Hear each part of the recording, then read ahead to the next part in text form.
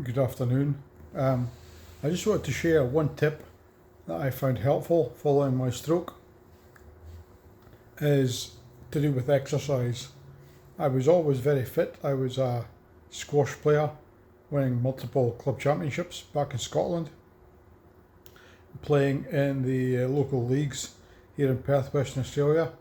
It was on the squash court where I hurt my neck, and that dissection of my carotid artery led to my stroke.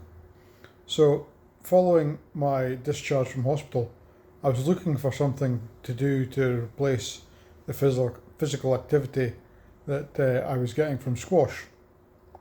I was finding that walking and even swimming wasn't really giving me the push that I was looking for. So I'd always wanted to do a martial art, but for one reason or another, I'd never found the time. So I started doing a little bit of Tai Chi, just following Tai Chi practitioners on YouTube and following some of their movements. I found that quite helpful in moving not only my arms, also my legs and balance. It's quite an ancient Chinese martial art or movement exercise practice, and quite enjoyed it and found that the slow precise movements were quite helpful in regaining balance and regaining movement in my arms, and started to do that daily. And then I joined a local Aikido club. I'm wearing the sweatshirt right now actually. So I found doing Aikido, I was there last night at training. I train once or twice a week. I found that very helpful. I'll provide more updates on that as we go. But just if you're following stroke and you're looking for something to do post-stroke, I would recommend looking into martial arts, specifically things like Tai Chi, which is classed as a martial art, but it's more movement based. It's not a fighting style as such, but it can provide some useful self-defense blocking moves. And that's where Aikido comes in as well. There's a little bit of crossover between Aikido and Tai Chi, where it's self-defense, it's about blocking, movement, balance, positioning. Aikido there's not really any aggression. It's more akin to dancing. You train with a training partner, where one is the attacker and the Aikido practitioner is practicing techniques and patterns to defend themselves from that attack by blocking, arm locks, positioning, getting the opponent or training partner off balance, throwing them to the ground, that type of stuff. One of the first things that they teach you is how to fall and roll. And to be honest, I'm still struggling a little bit with that, but it's an ongoing evolution of getting better at the techniques. So as I say, I'll upload more information later on, but certainly for people who have had a stroke and are struggling with mobility, especially arms and balance issues, looking at something like Tai Chi or Aikido might be an idea. I've progressed to my yellow belt now, and also I think that the belt system provides small incremental goals and a pattern that you can follow to track your achievement and also build on what you've learned. So you can see a pathway to ultimately the black belt, which is the main goal. It's going to take me a while to get there, but as the senseis keep reminding us, the black belt is only the beginning. Once you've attained the black belt, then you begin to learn and teach others. Black belt isn't the end, it's the beginning of the next chapter. So you start on the white belt, earn various tips to that white belt before you grade to the next progression. yellow being the first one, then orange, etc., all the way up to black belt, and then various dans on the black belt. So that progression and that small incremental goals is also another beneficial factor for me anyway, as a stroke survivor, in seeing where I want to go next and aiming for that next step, rather than trying to go in a big step, taking those little tiny steps, achieving those goals.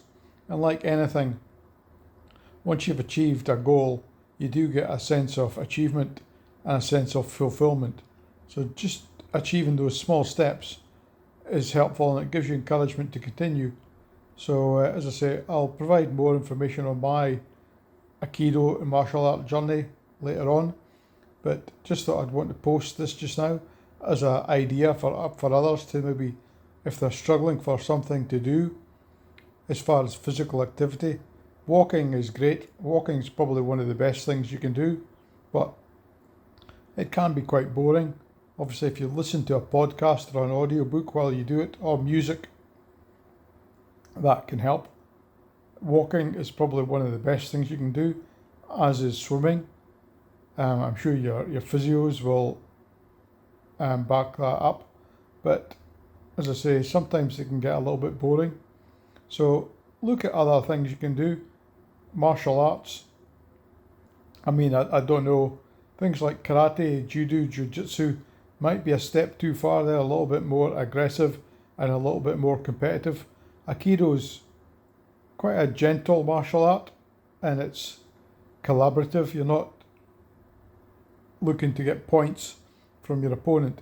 Your opponent needs to work with you to hone your technique and improve. So when you are helping somebody else with their techniques, you're having to be compliant and work with them, provide them with your energy that they can then use. And energy is a big part of it. The whole premise of Aikido is using the energy of your opponent against them to get them in an arm lock, get them off balance, and ultimately throw them or get the technique nailed using their own energy against you. So the bigger the opponent and the more energy they put into the attack, the more you can harness that and be more effective, which I find quite interesting. The whole physics side of things is quite interesting, and it does work. I mean, it's a very useful martial art. Also, being out and about in general public after a stroke, you do feel quite vulnerable. You might be a little bit weaker than you were before on your affected side.